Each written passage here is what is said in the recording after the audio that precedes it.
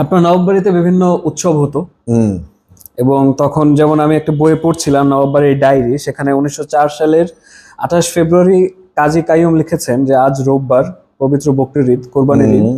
নামাজ শেষে আমি ও অন্যান্যদের মতো নবাবের সঙ্গে কোলাকুলি করি। নবাব সাহেব আমাকে আদেশ দেন অন্যান্যকে নিয়ে বিনা খরচে ক্লাসিক থিয়েটারে নাটক দেখার জন্য। আপনার উৎসবে আর কি কি করতেন?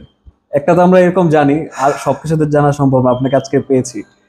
এখন এইসব মনে করতে তো আমাকে আজকে আরো আরো সময় লাগবে, বিকজ এটা আপনি আমার মেমোরি থেকে নিতে।